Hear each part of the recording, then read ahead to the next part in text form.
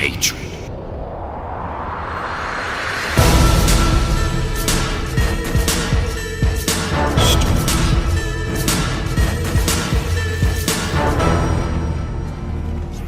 We're in the Great War now.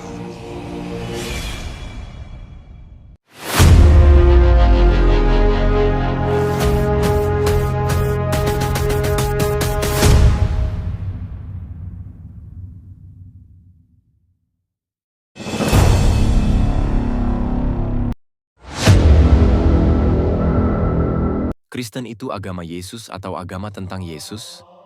Pertanyaan yang mengubah cara kita melihat sejarah kekristenan.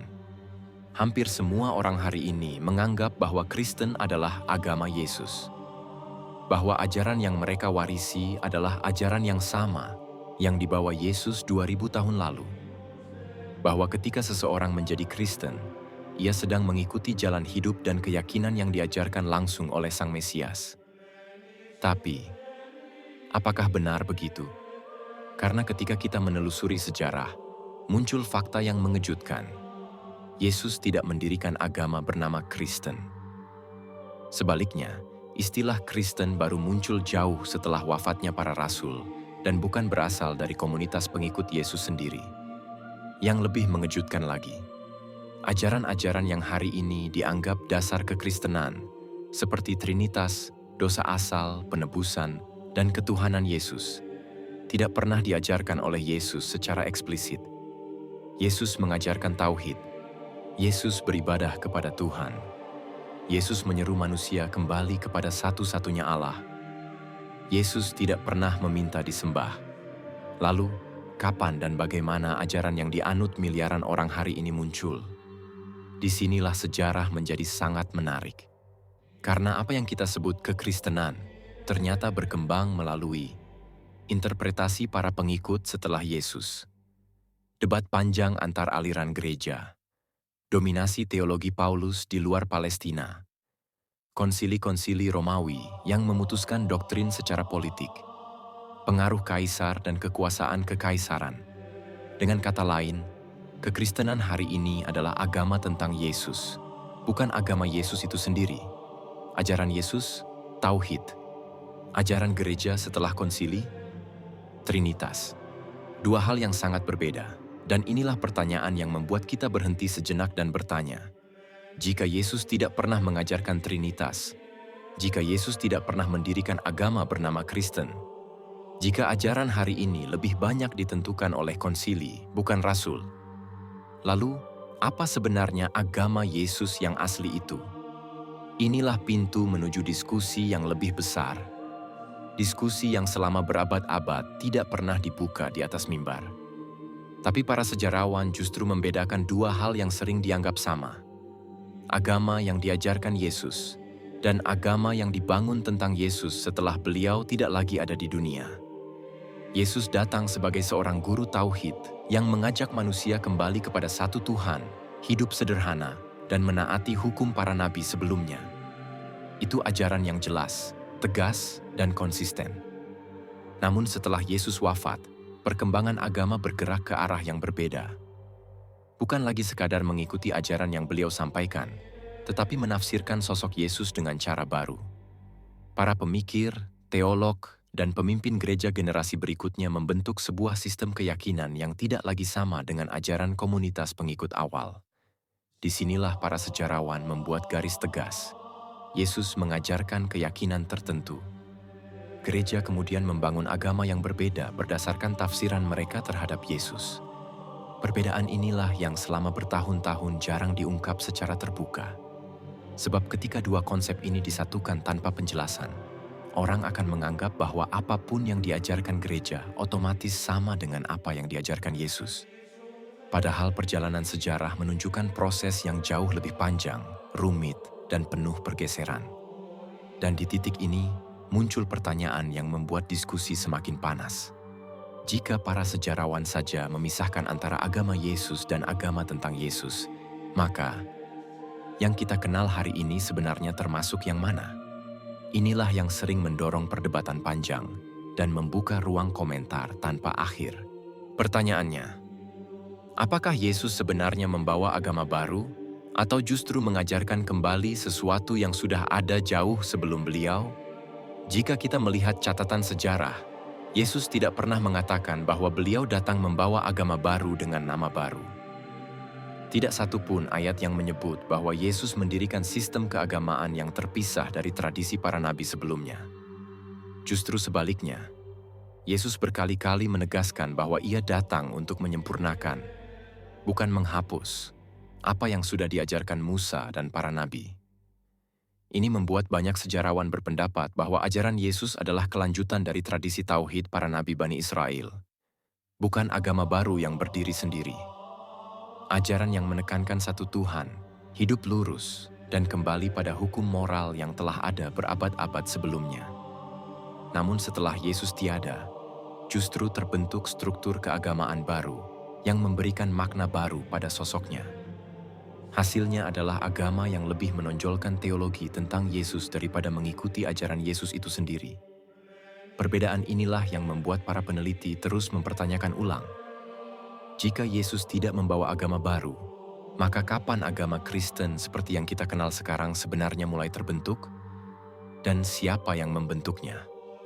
Pertanyaan seperti ini biasanya langsung memicu komentar panjang, karena setiap orang punya jawaban berbeda, tergantung dari apa yang mereka yakini dan bagaimana mereka membaca sejarah. Kata Kristen sendiri memiliki sejarah yang cukup menarik. Istilah ini tidak muncul dari mulut Yesus, tidak muncul dalam pengajaran para murid saat Yesus masih hidup, dan tidak pernah digunakan oleh komunitas pengikut awal di Yerusalem.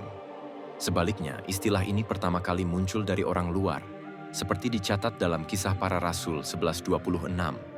Ketika sekelompok masyarakat Antiokhia mulai menyebut para pengikut Yesus dengan sebutan Kristianoi, sebuah label dari luar, bukan identitas yang diklaim oleh para murid sendiri. Fakta ini menimbulkan pertanyaan besar. Jika Yesus tidak pernah menyebut ajarannya sebagai Kristen, dan para murid awal pun tidak menamakan diri mereka Kristen, lalu bagaimana istilah ini akhirnya menjadi identitas utama bagi miliaran orang hingga hari ini? Pertanyaan seperti ini sering membuka ruang debat panjang karena menyentuh akar sejarah. Apakah Kristen adalah nama yang lahir dari wahyu? Atau sekadar sebutan sosial politik yang kemudian diadopsi sebagai identitas agama? Dan yang lebih menggelitik, jika istilahnya datang dari luar, apakah bentuk agama yang kita sebut Kristen hari ini benar-benar merepresentasikan apa yang Yesus ajarkan? Yesus sendiri tidak pernah berkata, "Ikutilah agama Kristen." Tidak ada satupun ayat Injil yang mencatat Yesus memberi nama agama tertentu kepada para pengikutnya. Ia tidak mendirikan institusi baru, tidak menulis kitab baru, dan tidak memberi label baru untuk ajaran yang ia sampaikan. Yang ia lakukan adalah mengajak kembali kepada tauhid, kepada Tuhan yang esa, dan kepada ketaatan terhadap hukum-hukum yang sudah dikenal dalam tradisi para nabi sebelumnya. Para murid pun pada awalnya tetap hidup sebagai bagian dari komunitas Yahudi, beribadah di sinagoga, menjaga Taurat, dan menganggap ajaran Yesus sebagai kelanjutan, bukan pembentukan agama baru. Karena itu, muncul pertanyaan besar yang terus menggema di kalangan sejarawan dan teolog. Jika Yesus tidak pernah menyebut Kristen, lalu siapa yang pertama kali menamakan ajaran itu sebagai agama Kristen? Dan apakah nama itu lahir dari wahyu, atau dari proses sejarah yang penuh dinamika politik, budaya, dan doktrin yang berkembang jauh setelah Yesus pergi? Fakta-fakta seperti ini membuat publik kembali bertanya, apakah agama yang sekarang disebut Kristen adalah agama Yesus, atau agama tentang Yesus yang dibentuk setelahnya oleh tangan-tangan manusia? Yesus sendiri adalah seorang Yahudi yang hidup dalam tradisi Yahudi dan mematuhi Taurat. Ia lahir dalam keluarga Yahudi, disunat pada hari ke-8, menghadiri sinagoga, merayakan hari-hari besar Yahudi, dan mengajarkan hukum-hukum yang telah dikenal oleh Bani Israel selama berabad-abad.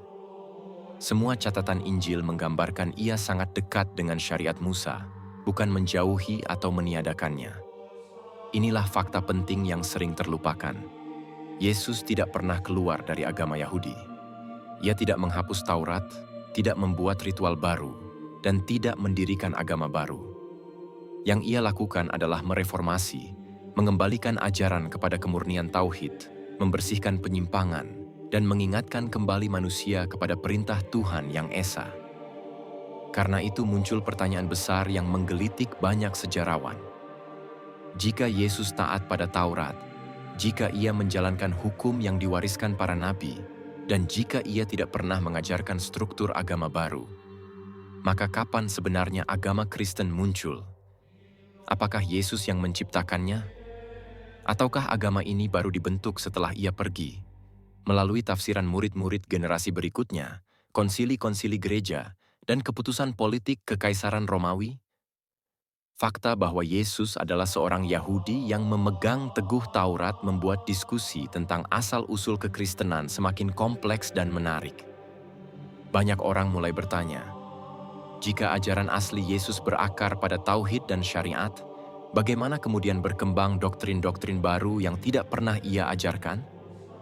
Dan disinilah diskusi mulai memanas, karena sejarah dan teologi ternyata tidak selalu berjalan searah.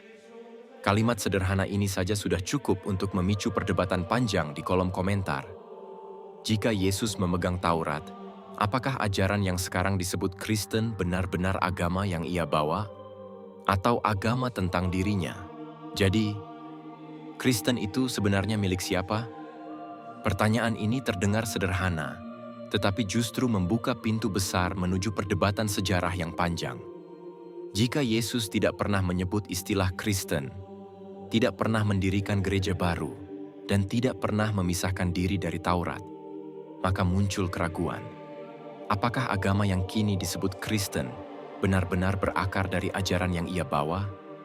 Atau justru Kristen adalah hasil tafsir para pengikut generasi berikutnya?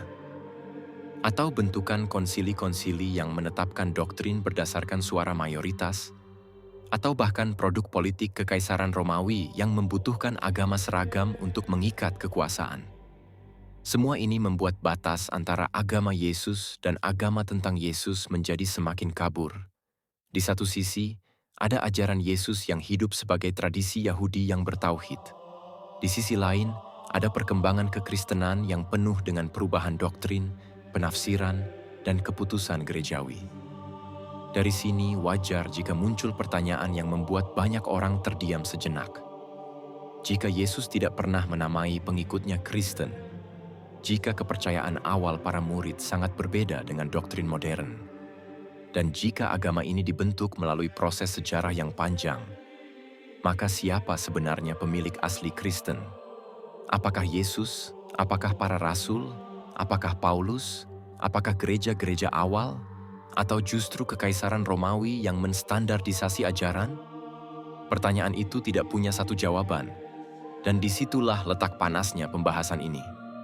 Karena ketika kita kembali pada sumber paling awal, satu hal terasa semakin jelas. Kristen mungkin bukan lagi apa yang dulu diajarkan Yesus. Dan karena itu, wajar bila orang bertanya, kalau begitu, Kristen itu milik siapa? Yesus datang bukan membawa doktrin baru, tetapi menegaskan kembali hukum yang sudah ada. Ia tidak pernah memperkenalkan agama baru, tidak pernah menyebut dirinya pembawa syariat baru, dan tidak pernah mengajarkan kesimpulan teologis yang berbeda dari ajaran para nabi sebelumnya. Pernyataannya sangat jelas dan eksplisit. Aku datang bukan untuk meniadakan hukum, tetapi untuk menggenapinya. Matius 15:7. Kalimat ini menjadi titik kunci dalam memahami siapa sebenarnya Yesus dalam konteks sejarah dan agama. Ia menegaskan bahwa dirinya bukan pembaharu agama, bukan pendiri tradisi baru, dan bukan pengganti para nabi sebelum dirinya. Ia datang untuk melanjutkan, bukan menghapus. Taurat, yang berisi aturan ibadah, hukum sosial, hingga aturan makanan, tetap Yesus jalankan. Ia merayakan hari-hari besar Yahudi, mematuhi perintah Tuhan yang diwariskan dari Nabi Musa, dan mengajarkan murid-muridnya hal yang sama. Bahkan, ia mengancam orang-orang yang mengubah atau meremehkan satu huruf pun dari hukum itu. Ini menimbulkan pertanyaan yang semakin sulit diabaikan. Jika Yesus sangat tegas menolak penghapusan hukum, jika ia hidup dalam tradisi Yahudi dan mengikuti Taurat, dan jika ia menyatakan dirinya bukan pembawa ajaran baru, Maka dari mana datangnya keyakinan bahwa hukum Taurat dibatalkan?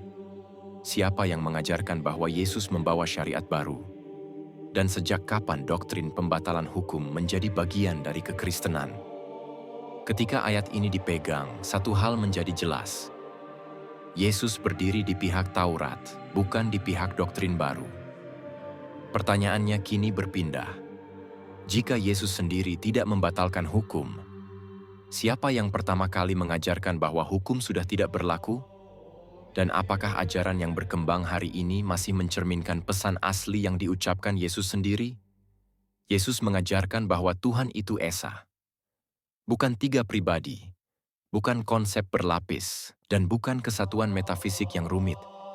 Ia menyampaikan ajaran yang sangat sederhana, sangat jelas, dan sangat selaras dengan seluruh tradisi para nabi sebelumnya. Ketika seorang ahli Taurat bertanya, "Perintah manakah yang paling utama?" Yesus menjawab dengan tanpa keraguan, "Tuhan kita adalah Tuhan yang esa." Markus 12:29. Pernyataan ini bukan hanya kutipan biasa, tetapi fondasi utama keimanan yang dibawanya. Ia mengulang syahadat Yahudi kuno, yang selama ribuan tahun menjadi inti tauhid Bani Israel. Tidak ada tambahan, tidak ada modifikasi, dan tidak ada upaya membentuk doktrin baru. Ajaran ini menunjukkan bahwa Yesus berdiri dalam garis lurus tradisi kenabian, Nuh, Ibrahim, Musa, Daud, dan para nabi lainnya, yang semuanya menegaskan keesaan Tuhan tanpa kompromi.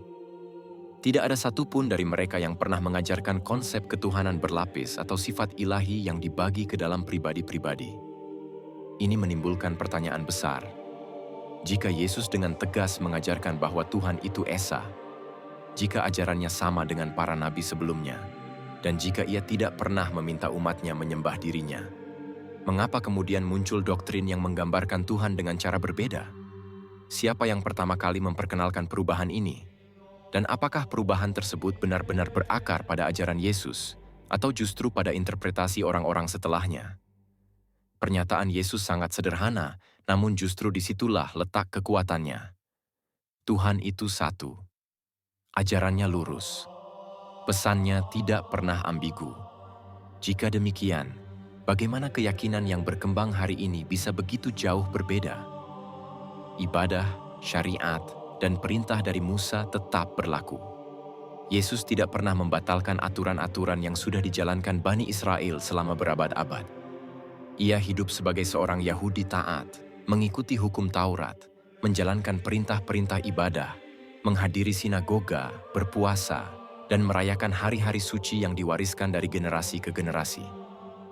Ketika berbicara kepada para murid, ia menegaskan bahwa hukum lama bukan sesuatu yang harus ditinggalkan, bukan pula ajaran yang perlu diganti dengan sistem baru. Justru sebaliknya, ia menegaskan bahwa siapapun yang mengabaikan hukum itu akan paling kecil kedudukannya.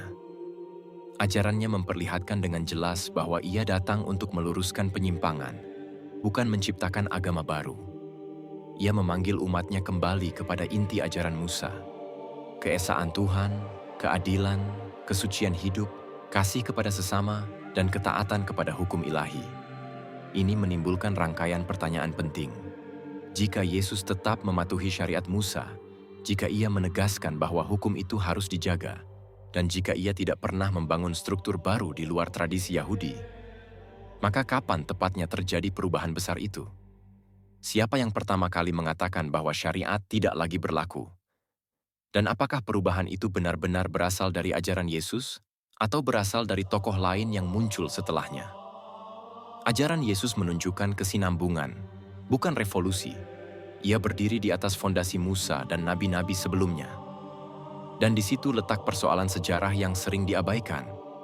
Jika hukum Musa tetap wajib menurut Yesus, mengapa keyakinan modern justru meninggalkannya? Keselamatan lewat ketaatan, bukan penebusan dosa orang lain. Yesus tidak pernah mengajarkan konsep keselamatan instan.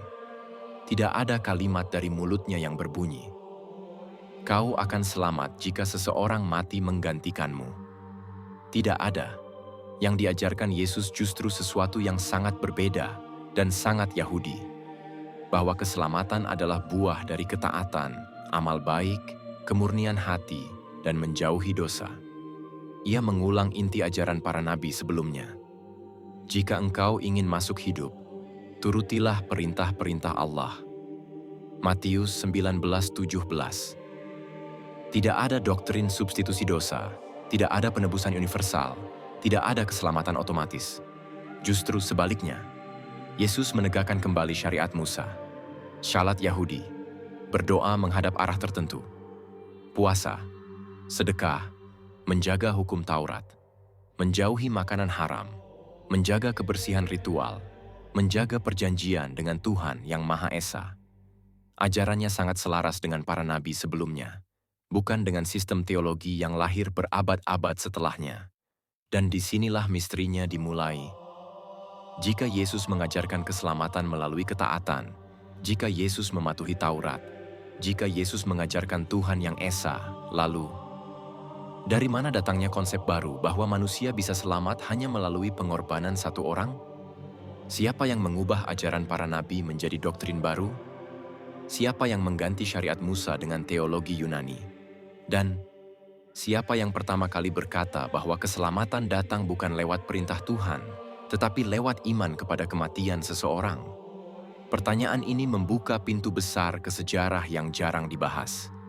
Sejarah yang mengungkap bagaimana ajaran Yesus yang murni, lurus, dan bersumber pada Taurat, perlahan berubah menjadi sistem keyakinan yang sama sekali berbeda. Sebuah transformasi yang membentuk wajah kekristenan modern. Dan semuanya bermula dari satu tokoh, satu nama yang mengubah arah sejarah agama terbesar di dunia. Apakah Anda siap masuk ke bab berikutnya? Ini sangat berbeda dari ajaran gereja modern. Dan disinilah letak kejutan besarnya. Apa yang diajarkan Yesus selama hidupnya, ketaatan pada Taurat, penyembahan Tuhan yang Esa, syariat Musa, dan keselamatan melalui amal serta perintah Allah, justru tidak sama dengan apa yang diajarkan banyak gereja modern hari ini. Gereja modern mengajarkan, keselamatan bukan dari perintah, tapi dari iman pada pengorbanan. Dosa manusia ditebus oleh kematian satu pribadi. Syariat Musa tidak lagi berlaku. Tuhan bukan lagi Esa dalam pengertian Ibrani, tetapi 3 dalam 1. Yesus bukan hanya nabi, tetapi Tuhan itu sendiri. Padahal, jika kita kembali kepada ucapan Yesus sendiri, tanpa filter teologi berabad-abad, kita menemukan sesuatu yang sangat berbeda. Yesus tidak pernah berkata bahwa dirinya Tuhan. Yesus tidak pernah menghapus Taurat. Yesus tidak pernah mengajarkan Trinitas. Yesus tidak pernah menyuruh manusia percaya pada penebusan dosa. Yang diajarkan Yesus adalah agama para nabi, bukan agama baru. Disinilah rasa penasaran itu muncul. Bagaimana mungkin ajaran Yesus yang demikian jelas dan konsisten bisa berubah menjadi doktrin gereja modern yang kita kenal sekarang? Siapa yang pertama kali mengajarkan bahwa Taurat batal? Siapa yang mencetuskan bahwa keselamatan datang dari kematian Yesus? Siapa yang mengangkat Yesus menjadi sosok ilahi? Siapa yang membuat aturan baru yang tidak pernah diajarkan Yesus sendiri? Dan pertanyaan paling besar, jika ajaran Yesus berbeda, ajaran siapa sebenarnya yang diikuti gereja modern? Inilah pintu menuju babak penting sejarah yang jarang disampaikan dari mimbar manapun. Ajaran siapa yang akhirnya menang? Ajaran siapa yang akhirnya membentuk kekristenan modern? Dan bagaimana ajaran asli Yesus perlahan tersembunyi di balik teologi baru? Kita sedang berdiri di depan misteri besar kekristenan, sebuah rahasia yang telah mengubah wajah dunia. Pauluslah yang memperkenalkan konsep-konsep baru. Inilah titik paling menentukan dalam sejarah kekristenan. Saat Yesus wafat, murid-murid aslinya di Yerusalem masih memegang ajaran tauhid, syariat, dan hukum Musa. Tetapi puluhan tahun kemudian, muncul satu tokoh yang mengubah arah seluruh agama. Paulus.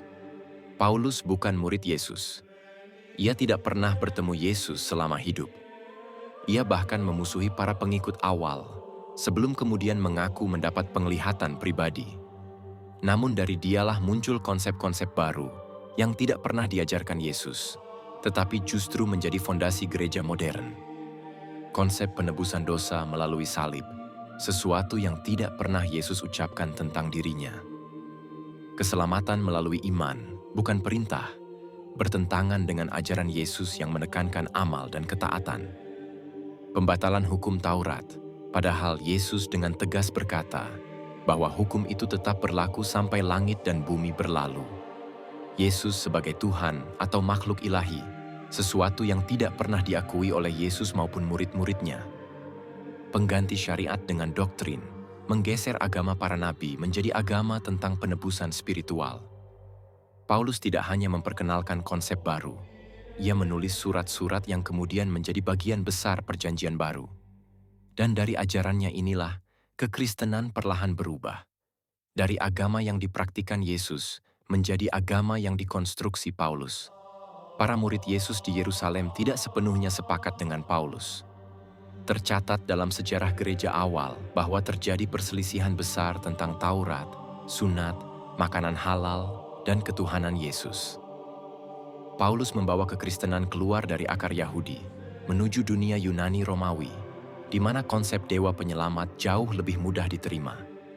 Dari perubahan inilah, doktrin baru mulai terbentuk. Tuhan tiga pribadi, kematian sebagai penebusan, keselamatan tanpa syariat, Yesus sebagai Tuhan inkarnasi. Semuanya bermula bukan dari Yesus, tetapi dari Paulus. Dan inilah pertanyaan yang paling mengguncang. Jika ajaran Yesus dan ajaran Paulus berbeda, agama siapa sebenarnya yang diikuti jutaan orang hari ini? Apakah kekristenan modern adalah agama Yesus atau agama tentang Yesus yang dirancang oleh Paulus? Narasi ini membuka pintu menuju tabir sejarah yang selama ini jarang disentuh. Penebusan dosa. Inilah konsep yang paling mendasar dalam kekristenan modern. Dan ironisnya, konsep ini tidak pernah diajarkan oleh Yesus sendiri. Ajaran penebusan dosa menyatakan bahwa manusia tidak bisa selamat dengan amal, kebaikan, atau ketaatan, bahwa dosa tidak bisa dibersihkan kecuali seorang anak Tuhan mati di kayu salib sebagai korban penebusan. Tapi mari kita mundur sejenak. Yesus, dalam semua perkataannya, tak pernah mengatakan bahwa ia datang untuk mati demi dosa manusia. Sebaliknya, Yesus selalu mengulangi pesan yang sama seperti para nabi sebelumnya. Bertobatlah, taatilah perintah Tuhan, lakukan kebaikan, maka kamu akan selamat. Tidak ada satupun ayat Yesus berkata, keselamatan lewat kematianku. Tidak ada.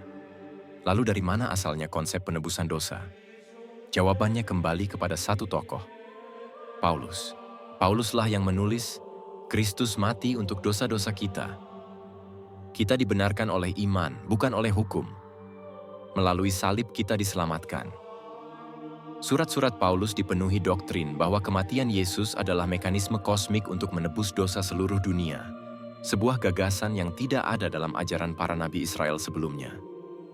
Konsep penebusan melalui korban mati ini sebenarnya lebih dekat dengan tradisi pagan Yunani Romawi, di mana dewa-dewa sering menyelamatkan manusia melalui pengorbanan ilahi.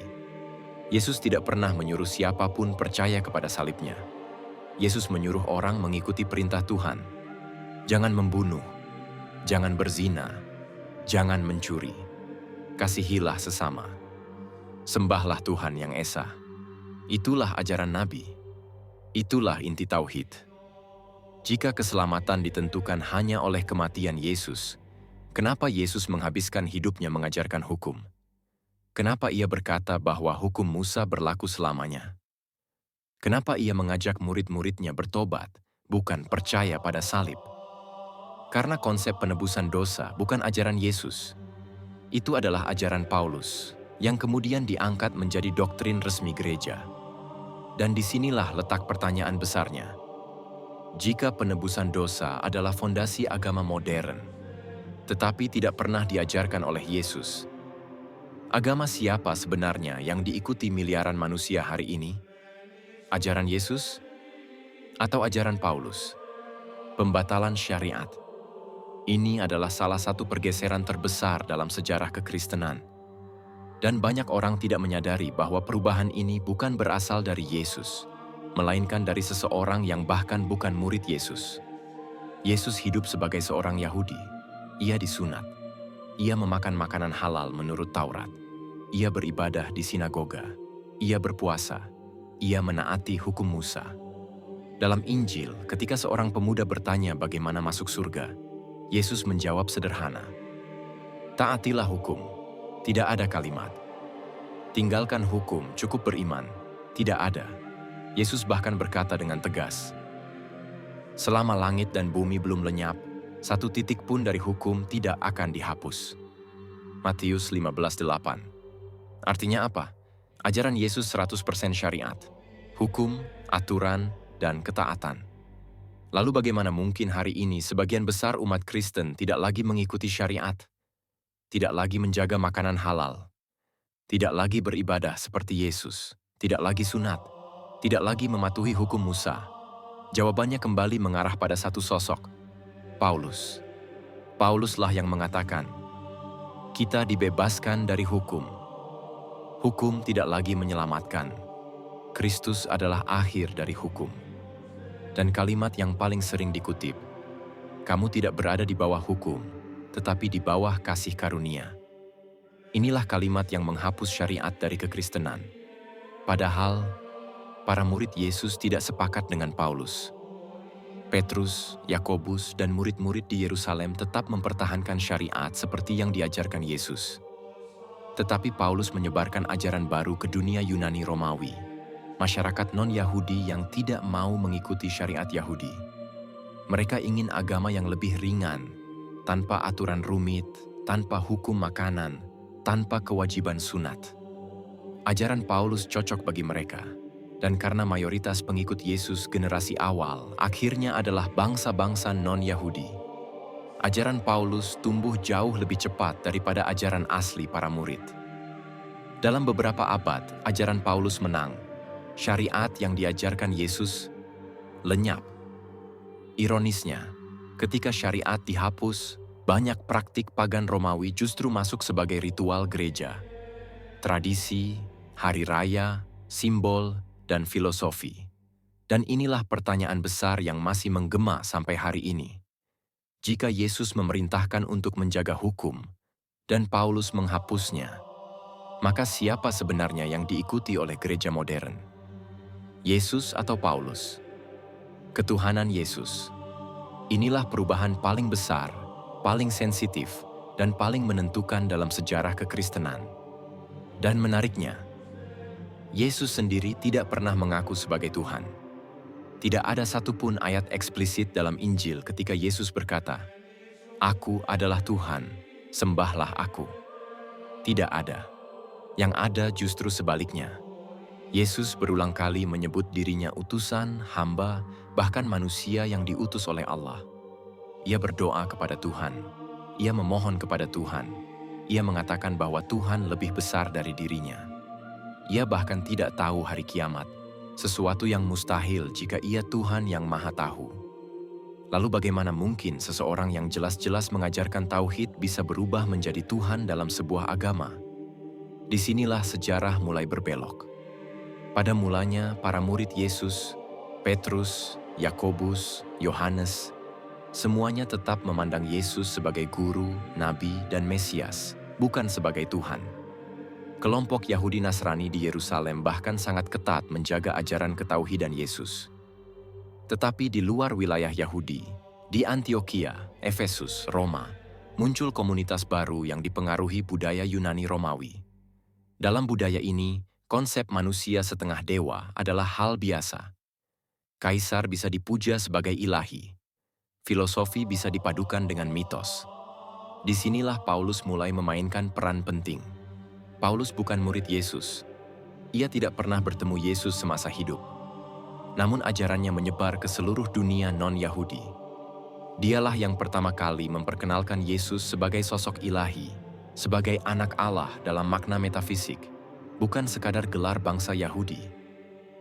Ajaran ini berkembang cepat, terlalu cepat, hingga akhirnya menenggelamkan ajaran asli para murid. Puncak resminya terjadi pada Konsili Nicea tahun 325 M, ratusan tahun setelah Yesus tiada. Di konsili inilah para pemimpin gereja berdebat sengit. Apakah Yesus Tuhan? Apakah setara dengan Bapa? Apakah ia ciptaan atau tidak? Kesimpulan akhirnya bukan hasil wahyu, tetapi hasil voting. Dari sinilah lahir dogma bahwa Yesus adalah Tuhan, sehakikat dengan Bapa, dan Trinitas kemudian menjadi dasar iman gereja. Yang menolak keputusan itu, dicap sesat, diusir, dikejar, dihapus dari sejarah. Nama-nama seperti Arian, Ebionit, Nazarenes, semua kelompok yang mempertahankan ketauhidan Yesus hilang dari buku sejarah gereja. Dan hari ini, mayoritas umat Kristen mungkin tidak sadar bahwa keyakinan mereka terhadap ketuhanan Yesus bukan ajaran Yesus, melainkan hasil konsili, hasil debat, hasil tekanan politik Kekaisaran Romawi yang menginginkan satu agama tunggal untuk menyatukan wilayahnya. Disinilah muncul pertanyaan besar yang pasti memicu komentar. Jika Yesus tidak pernah berkata dirinya Tuhan, mengapa manusia lain yang memutuskan ia Tuhan? Dan apakah keputusan politik abad keempat bisa menggantikan ajaran asli seorang nabi abad pertama? Bahkan murid-murid asli Yesus menolak banyak ajaran Paulus. Ini adalah bagian sejarah yang jarang dibahas di gereja modern, tetapi sangat penting untuk memahami bagaimana kekristenan berubah dari ajaran Yesus menjadi agama baru. Ketika Paulus mulai berdakwah dengan ide-idenya, penghapusan Taurat, penebusan dosa, keselamatan lewat iman, dan ketuhanan Yesus, para murid asli Yesus tidak setuju. Petrus, Yakobus, Yohanes, dan seluruh komunitas Yahudi Nasrani di Yerusalem tetap memegang ajaran Yesus apa adanya. Menyembah satu Tuhan, mematuhi Taurat, menjaga syariat, dan tidak menjadikan Yesus sebagai Tuhan. Bagi mereka, Yesus adalah Mesias, bukan makhluk ilahi. Paulus datang dengan ajaran berbeda, sangat berbeda. Dan konflik itu terekam dalam teks-teks kuno. Dalam kitab Galatia, Paulus menuduh Petrus munafik. Ia mengkritik Yakobus. Ia menyindir murid-murid Yesus sebagai orang yang tidak mengerti kebebasan. Bayangkan, seseorang yang tidak pernah bertemu Yesus justru mengajari murid-murid yang hidup bersama Yesus selama bertahun-tahun. Sementara itu, Petrus dan Yakobus tidak pernah mengajarkan penebusan dosa melalui kematian Yesus. Mereka tidak pernah menghapus Taurat. Mereka tidak pernah mengajarkan Yesus sebagai Tuhan. Komunitas mereka yang tinggal di Yerusalem tetap menjalankan salat, puasa, sunat, aturan makanan, dan ibadah seperti Yahudi Nasrani lainnya. Inilah kelompok yang paling dekat dengan ajaran Yesus yang asli. Tetapi ironisnya, kelompok inilah yang akhirnya justru disisihkan oleh sejarah. Setelah Yerusalem dihancurkan Romawi tahun 70 M, pusat kekristenan beralih ke Roma dan Antioquia. Tempat Paulus lebih dihormati ketimbang para murid. Ajaran para murid Yesus perlahan tenggelam. Sementara doktrin Paulus berkembang, diperkuat, dikodifikasi, lalu dinyatakan sebagai ajaran resmi dalam konsili-konsili. Pada akhirnya muncul fakta pahit. Ajaran Yesus diperjuangkan oleh murid-muridnya, tetapi ajaran kekristenan modern dibangun di atas teologi Paulus. Hari ini, banyak orang tidak tahu bahwa ada perpecahan besar sejak awal. Bahwa murid-murid asli Yesus tidak pernah menjadi pengikut Paulus. Dan bahwa Paulus, meskipun namanya lebih dikenal, sebenarnya berseberangan dengan mereka yang paling dekat dengan Yesus. Dan inilah pertanyaan yang pasti memicu komentar. Jika murid-murid Yesus sendiri menolak banyak ajaran Paulus, mengapa dunia justru menerima versi Paulus sebagai kekristenan? Apa yang sebenarnya terjadi pada ajaran asli Yesus? Dari sini muncul agama baru yang tidak diajarkan Yesus sendiri. Inilah titik balik yang paling jarang diungkap dalam sejarah kekristenan. Ketika ajaran Paulus mulai mendominasi, perlahan-lahan terbentuk sebuah agama yang berbeda dari apa yang diajarkan Yesus kepada murid-muridnya. Yesus tidak pernah mengajarkan Trinitas. Ia tidak pernah menyuruh manusia percaya kepada penebusan dosa melalui darahnya. Ia tidak pernah membatalkan Taurat. Ia tidak pernah menyebut dirinya Tuhan. Ia tidak pernah mendirikan gereja internasional dengan struktur hierarki. Yesus hanya mengajak manusia kembali kepada satu Tuhan, mengikuti hukum Musa, hidup dalam kesederhanaan, dan menyembah Allah yang esa, ajaran yang sejalan dengan para nabi sebelumnya. Tetapi setelah Paulus muncul dalam panggung sejarah, Arah agama ini berubah secara perlahan namun pasti. Dari ajaran tauhid menjadi doktrin ketuhanan Yesus. Dari ketaatan pada hukum menjadi keselamatan lewat iman. Dari ajaran Yahudi Nasrani menjadi agama baru dengan identitas yang terpisah dari tradisi Yesus. Para murid Yesus melihat ini sebagai penyimpangan, namun kekuatan politik Romawi dan pengaruh teologi Paulus jauh lebih besar daripada komunitas kecil di Yerusalem. Ketika Yerusalem dihancurkan dan para murid tercerai-berai, pusat ajaran berpindah ke wilayah-wilayah yang mendukung Paulus. Dan sejak itulah terbentuk apa yang kita kenal hari ini sebagai kekristenan.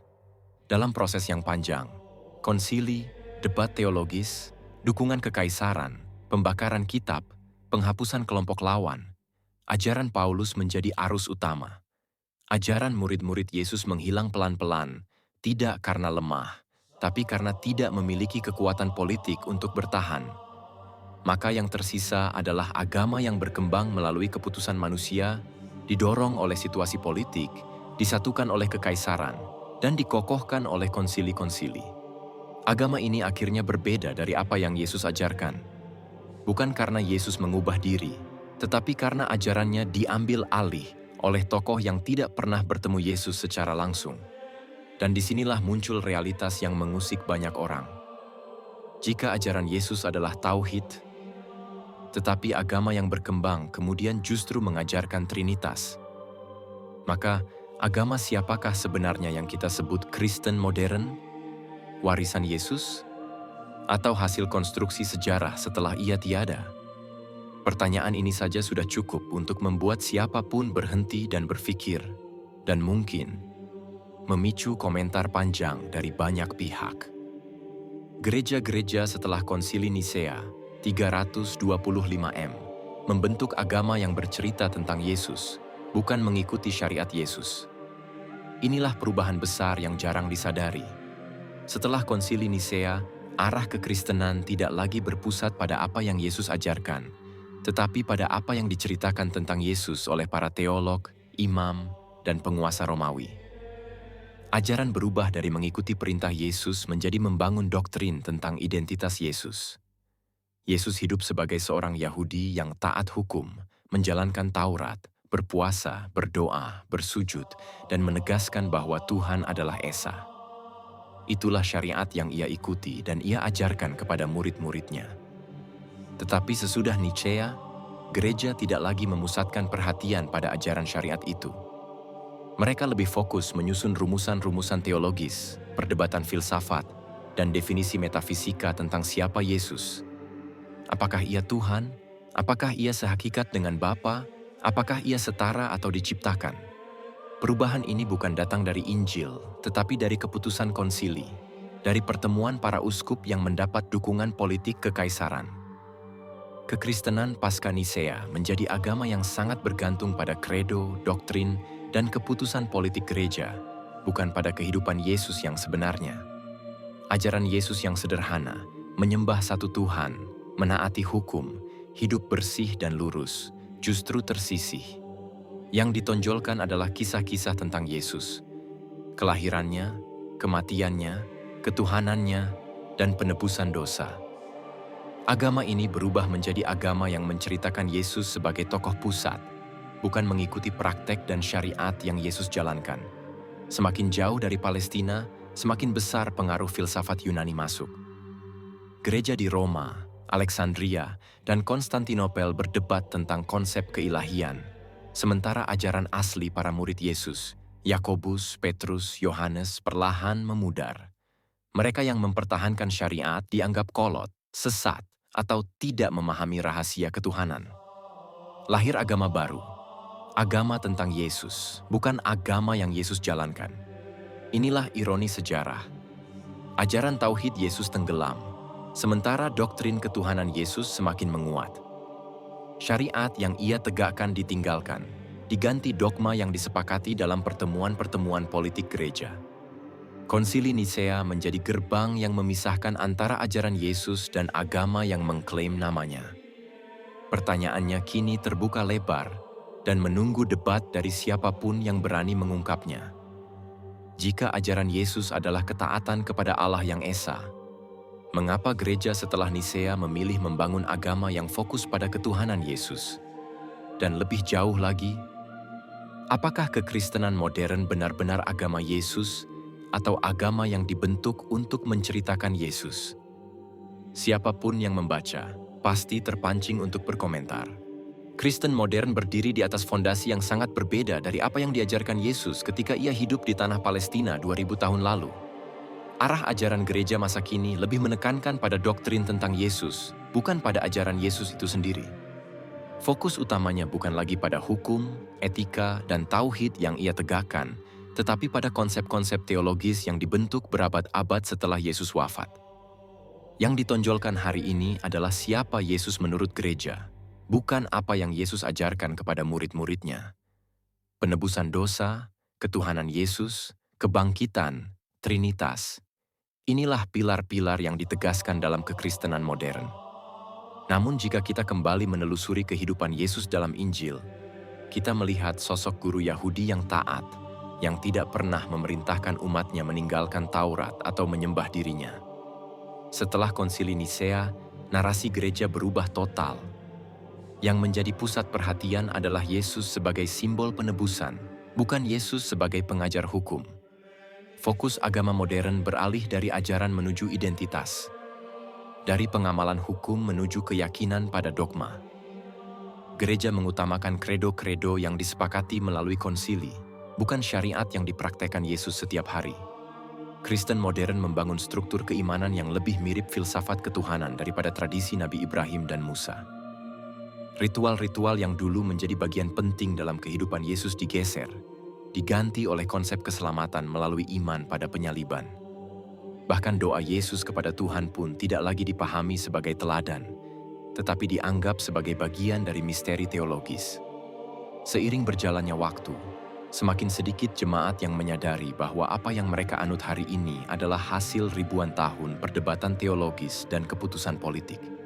Arah gereja modern lebih banyak dibentuk oleh konsili, kekaisaran, dan pertentangan teolog antara para uskup, bukan oleh ajaran asli Yesus ketika ia mengajar di Galilea dan Yerusalem. Dan disinilah pertanyaan besar muncul. Jika pusat ajaran Yesus adalah ketaatan kepada Allah yang Esa, mengapa kekristenan modern lebih menekankan hubungan spiritual kepada Yesus sebagai bagian dari Tuhan? Apakah ini masih agama Yesus, atau sebuah agama baru yang lahir dari doktrin para teolog dan penguasa Romawi? Pertanyaan seperti ini selalu memicu perdebatan panjang, dan mungkin jawabannya tidak sesederhana yang dibayangkan. Siapa Yesus, bagaimana statusnya, dan apa kedudukannya dalam doktrin gereja? Inilah yang menjadi fokus utama kekristenan modern. Bukan lagi apa yang Yesus ajarkan, bukan apa yang ia perintahkan, dan bukan bagaimana ia beribadah kepada Tuhannya. Padahal, jika kita kembali kepada Injil dan sejarah awal, gambarnya terlihat sangat berbeda.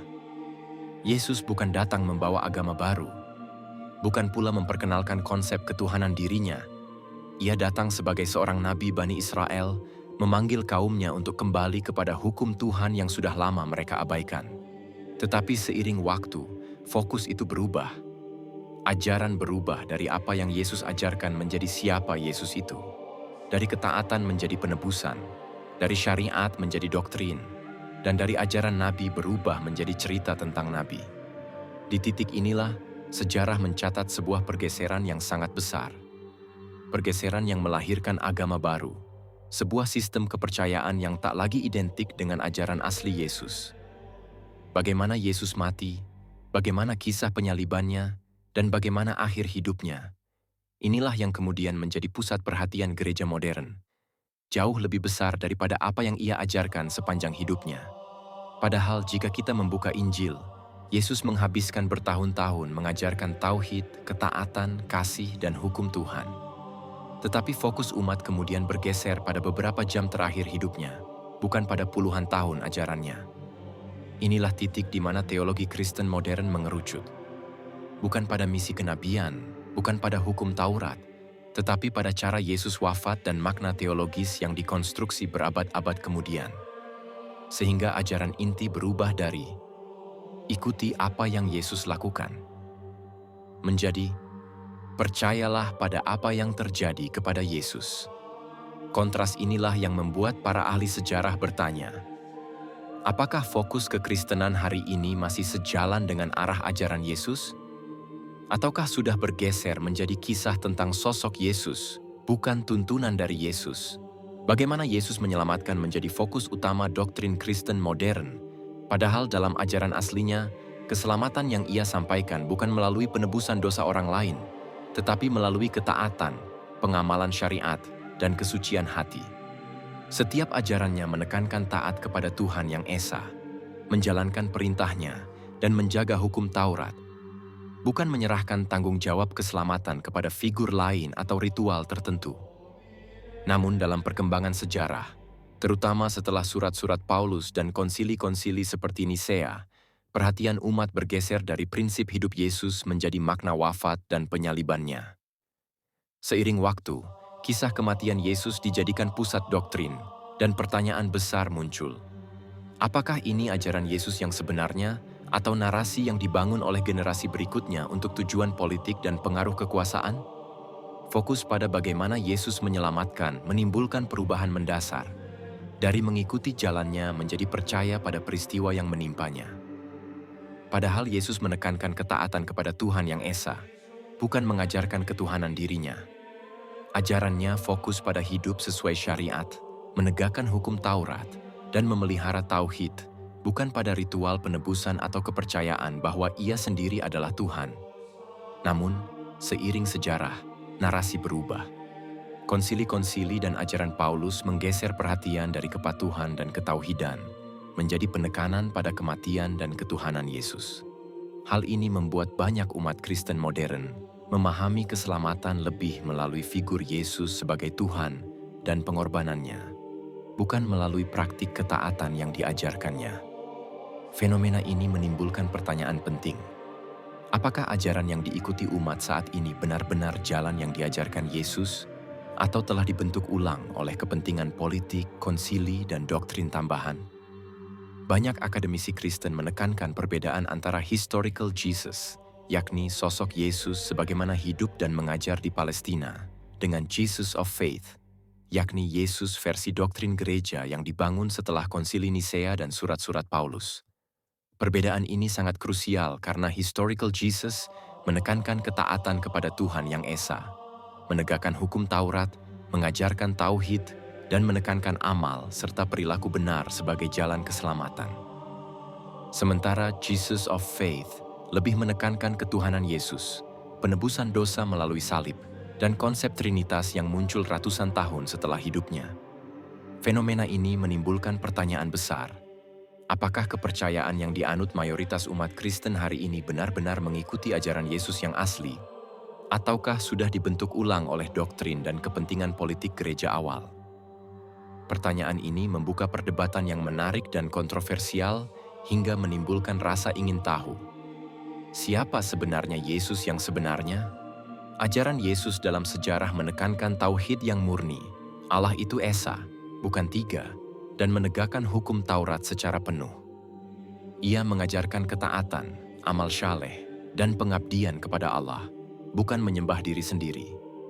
Tidak ada catatan bahwa Yesus mengklaim dirinya Tuhan atau memerintahkan orang lain memujanya.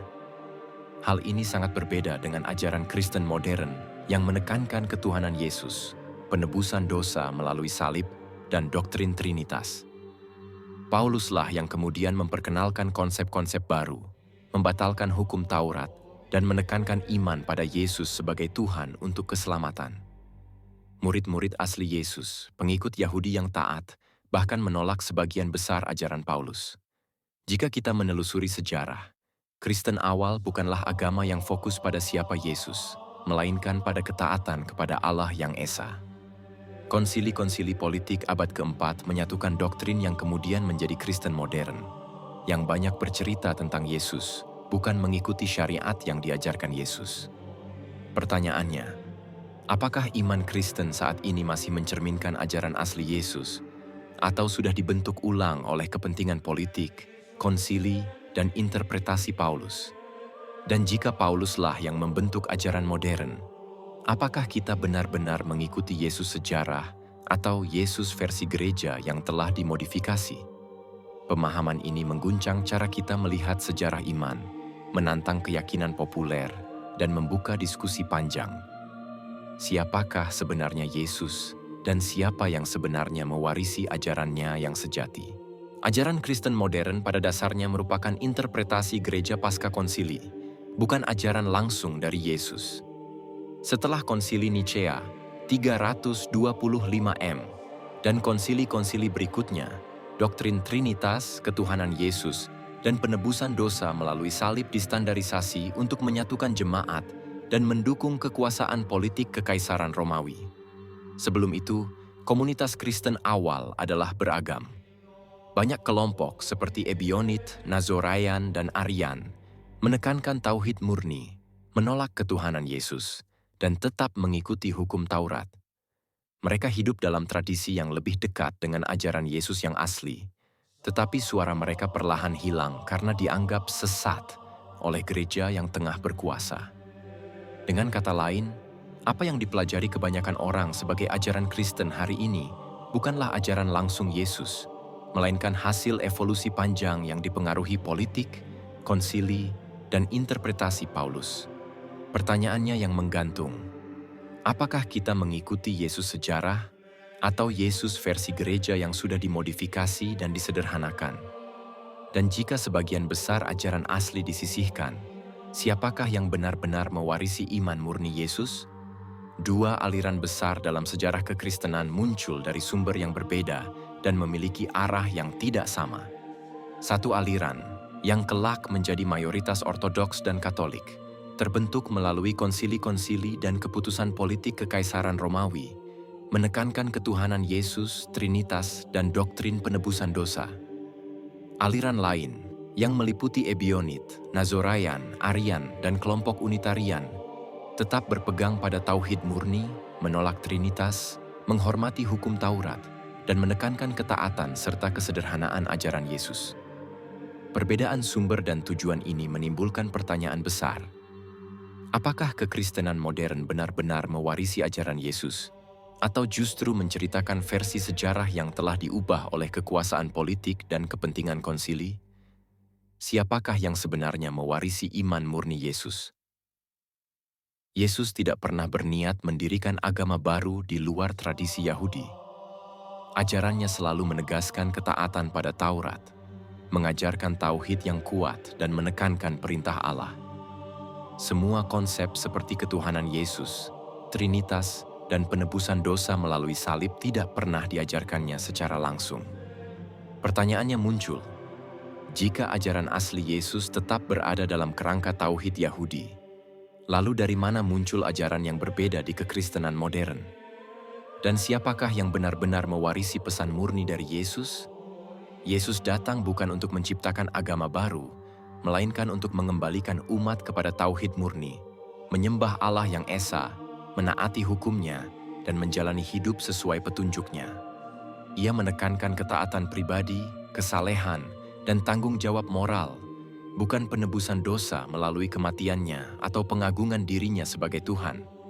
Semua ajaran tentang dirinya sebagai makhluk ilahi, penebusan dosa, atau doktrin Trinitas muncul jauh setelahnya, melalui interpretasi murid-murid tertentu dan keputusan konsili-konsili politik gereja.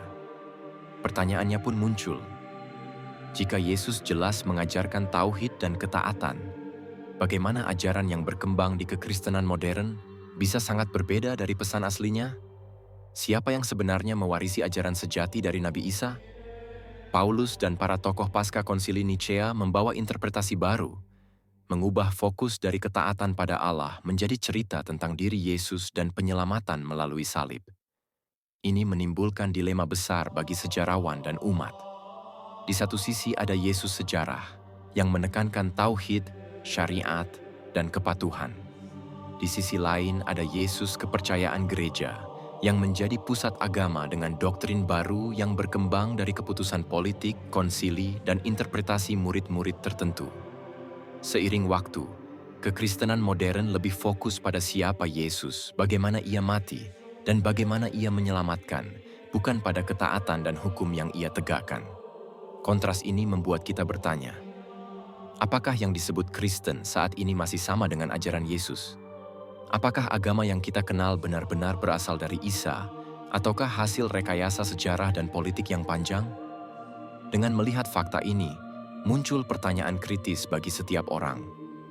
Siapa yang sebenarnya mewarisi ajaran asli Yesus? Apakah kita mengikuti jalan yang diajarkan Nabi Isa atau jalan yang dibentuk oleh manusia dan kepentingan politik setelahnya? Fenomena ini membuka tabir sejarah yang sering tersembunyi dan memaksa kita untuk mempertanyakan akar kepercayaan yang selama ini diyakini. Kata Injil sendiri sebenarnya bukan merujuk pada kitab tertulis, melainkan kabar baik. Panggilan untuk kembali kepada Tuhan yang Esa, menaatinya, dan hidup sesuai petunjuknya. Makna ini jauh berbeda dari persepsi modern yang menganggap Injil sebagai doktrin tertulis atau dokumen yang menekankan ketuhanan Yesus dan penebusan dosa. Pesan asli Injil menekankan tauhid, ketaatan pada syariat, dan kesalehan pribadi. Bukan ritual atau doktrin yang lahir kemudian melalui konsili dan interpretasi manusia. Dengan memahami Injil sebagai kabar tentang kembalinya manusia kepada Allah, kita mulai melihat bahwa fokus Kristen awal berbeda jauh dari apa yang diajarkan di gereja modern. Hal ini menimbulkan pertanyaan menarik. Jika Injil adalah panggilan untuk tauhid, mengapa ajaran yang berkembang kini lebih menekankan siapa Yesus dan bagaimana Ia menyelamatkan manusia? Apakah kita masih mengikuti Injil yang asli, ataukah telah terdistorsi oleh sejarah, politik, dan kepentingan manusia setelah abad pertama Masehi? Fenomena ini membuka tabir yang sering tersembunyi. Injil bukan hanya tentang Yesus sebagai tokoh, tetapi tentang pesan tauhid dan ketaatan kepada Allah yang Dia bawa. Memahami hal ini dapat mengguncang cara kita melihat kekristenan modern dan sejarah agama itu sendiri. Jika Yesus bukan pendiri Kristen, maka seluruh narasi yang kita kenal tentang agama ini perlu ditelaah ulang. Ajaran yang dibawa Yesus pada dasarnya adalah tauhid murni, ketaatan kepada Allah, dan penguatan syariat, bukan doktrin tentang ketuhanan dirinya atau penebusan dosa orang lain. Yang kemudian disebut Kristen modern, lebih merupakan hasil evolusi ajaran, dipengaruhi oleh murid-murid seperti Paulus, konsili politik seperti Nisea, dan kepentingan kekaisaran Romawi, daripada pesan asli Yesus. Dengan kata lain, Yesus menyebarkan ajaran tentang Allah yang Esa, tetapi struktur agama, doktrin Trinitas, dan penekanan pada kematian dan kebangkitan Yesus adalah produk manusia dan sejarah, bukan inisiatifnya sendiri. Pertanyaannya kemudian, apakah kita menyembah atau mengikuti Yesus, ataukah kita mengikuti ajaran yang dibentuk manusia setelahnya? Dan jika Kristen modern bukan ajaran Yesus yang murni, siapakah yang sebenarnya mewarisi pesan aslinya? Ini membuka ruang diskusi yang sangat kontroversial, menimbulkan penasaran, dan memicu perdebatan tentang siapa yang menjaga kebenaran Injil sejati hingga kini. Apakah yang kita kenal sebagai Kristen hari ini benar-benar mencerminkan ajaran Yesus? Ataukah ia telah berevolusi menjadi sesuatu yang berbeda sama sekali? Jika menelusuri sejarah, muncul pertanyaan besar. Apakah pewaris ajaran asli Yesus adalah Paulus, tokoh yang menulis surat-surat yang mengubah pesan tauhid murni menjadi doktrin Trinitas dan penebusan dosa? Ataukah pengaruhnya justru berasal dari Kaisar Konstantinus yang memanfaatkan agama untuk menyatukan kekaisaran melalui konsili Nicea, di mana keputusan politik mendominasi doktrin? Mungkinkah Kristen modern lebih merupakan hasil konsili dan strategi politik Romawi daripada warisan langsung dari Yesus? Setiap langkah dalam sejarah Kristen menimbulkan pertanyaan yang membingungkan. Murid-murid asli Yesus menekankan tauhid, ketaatan kepada hukum Taurat, dan kesederhanaan ibadah. Tidak ada catatan mereka menyembah Yesus sebagai Tuhan atau mengajarkan Trinitas. Lalu mengapa begitu banyak doktrin yang sekarang dianggap fundamental justru muncul ratusan tahun kemudian melalui surat-surat Paulus dan keputusan konsili politik? Hal ini membuka pertanyaan yang lebih luas. Ketika kita membaca Injil dan memahami sejarah gereja awal, siapa yang sebenarnya membentuk Kristen yang kita kenal sekarang? Apakah ini benar-benar agama Yesus, atau lebih tepat disebut agama tentang Yesus, yang cerita dan doktrinnya dibentuk oleh kepentingan politik dan kekuasaan manusia? Pertanyaan ini bukan sekadar akademis. Ia menantang kita untuk merenungkan iman. Apakah kita mengikuti ajaran Yesus yang murni, tauhid, dan ketaatan? Ataukah kita mengikuti interpretasi yang telah berevolusi melalui sejarah, konsili, dan kepentingan politik? Setiap keputusan di masa lalu, dari Paulus hingga Konstantinus, meninggalkan jejak yang terus memengaruhi bagaimana umat Kristen memahami Tuhan, keselamatan, dan peran Yesus dalam hidup mereka. Akhirnya, pertanyaan yang harus kita hadapi sendiri, siapakah pewaris ajaran Yesus yang sejati? Apakah ia masih ada di tengah kita, tersembunyi di antara aliran-aliran yang mempertahankan tauhid murni? Ataukah ajaran itu telah terserap dan dibentuk ulang oleh manusia dan sejarah? Dan jika demikian, bagaimana kita bisa mengenali kebenaran di antara narasi sejarah dan doktrin yang ada saat ini? Dan yang lebih penting, agama siapa yang sebenarnya diwariskan Yesus? Pertanyaan ini mengoyak asumsi yang selama ini dianggap pasti. Apakah Kristen modern benar-benar ajaran Yesus? Ataukah ia sudah berubah menjadi agama tentang Yesus, dibentuk oleh Paulus, konsili politik Romawi, dan kepentingan kekuasaan dunia? Menelusuri jejak sejarah, terlihat jelas bahwa Yesus mengajarkan tauhid murni, ketaatan pada hukum Taurat, dan kesederhanaan ibadah. Ia tidak pernah mengklaim dirinya Tuhan, tidak mengajarkan Trinitas, dan tidak membatalkan syariat yang dibawa para nabi sebelumnya. Murid-muridnya seperti Petrus, Yakobus, dan Yohanes menekankan penyembahan hanya kepada Allah yang Esa, bukan kepada Yesus sendiri. Lalu muncul Paulus, tokoh yang mengubah arah ajaran. Ia memperkenalkan konsep ketuhanan Yesus, penebusan dosa melalui salib, dan pembatalan hukum Taurat. Surat-surat Paulus menjadi fondasi kekristenan modern, sebuah sistem kepercayaan yang berbeda jauh dari ajaran Yesus yang asli. Murid-murid Yesus bahkan menolak sebagian besar ajarannya, tetapi seiring waktu, pengaruh Paulus berkembang menjadi arus utama, khususnya setelah konsili Nikea pada 325 M. Kaisar Konstantinus menggunakan doktrin baru ini untuk menyatukan kekaisaran Romawi, bukan untuk menyebarkan kebenaran teologis semata. Dari sini muncul pertanyaan yang menakutkan sekaligus menggugah rasa ingin tahu. Apakah agama yang diwariskan Yesus sebenarnya masih ada hari ini? Ataukah kita mengikuti interpretasi manusia, keputusan politik, dan tradisi yang telah dimanipulasi selama berabad-abad? Sejumlah komunitas awal, seperti Ebionit, Nazorayan, dan Unitarian, tetap mempertahankan ajaran tauhid murni, menolak Trinitas, dan mengikuti hukum Allah secara ketat. Mereka dianggap sesat dan hampir hilang dari sejarah resmi karena tidak sejalan dengan kekuasaan Roma. Fakta ini membuka tabir lain. Kristen modern fokus pada siapa Yesus, bagaimana Yesus mati, dan bagaimana Yesus menyelamatkan. Sedangkan ajaran Yesus sebenarnya menekankan ketaatan, tauhid, dan pengamalan hukum Allah. Sejarawan bahkan membedakan antara historical Jesus dan Jesus of faith. Satu sisi adalah Yesus sejarah yang mengajarkan tauhid. Sisi lain adalah Yesus versi doktrin gereja yang dikembangkan pasca konsili Nisea. Sekarang pertanyaannya menjadi lebih menantang. Jika ajaran Yesus asli hilang dari arus utama, siapa yang mempertahankannya? Apakah ada komunitas yang masih setia pada tauhid yang murni? Ataukah kita hanya mengikuti warisan doktrin yang sudah dikemas ulang selama ribuan tahun? Apakah benar-benar mungkin menemukan Kristen awal di tengah agama yang sudah begitu dipengaruhi politik, filsafat Yunani Romawi, dan kepentingan kekuasaan dunia?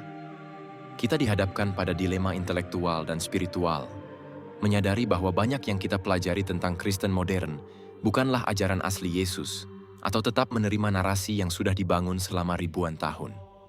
Dan akhirnya, pertanyaan yang paling mengguncang, agama siapa yang sebenarnya diwariskan Yesus? Apakah kita masih bisa menemukannya di tengah arus sejarah, politik, dan doktrin yang terus berkembang? Atau apakah ia telah hilang selamanya, tersimpan hanya dalam catatan komunitas minoritas yang berani mempertahankan tauhid murni di tengah gelombang Trinitas dan doktrin kekuasaan? Ini bukan sekadar pertanyaan sejarah. Ini adalah tantangan bagi setiap orang yang ingin kembali ke sumber ajaran yang sejati. Memahami siapa Yesus sebenarnya, siapa yang mengubah ajarannya, dan siapa yang mewarisi kebenaran itu, bisa mengubah cara kita melihat iman, sejarah, dan bahkan diri sendiri. Maka kita harus bertanya, apakah kita mengikuti ajaran Yesus yang asli, ataukah kita hanya menjadi bagian dari cerita yang diciptakan oleh manusia setelahnya? Siapkah kita menggali lebih dalam dan menemukan kebenaran yang mungkin selama ini tersembunyi? Siapkah kita menelusuri jejak yang membawa kita kembali ke tauhid murni yang Yesus ajarkan? Dan yang paling penting, agama siapa yang sebenarnya diwariskan Yesus?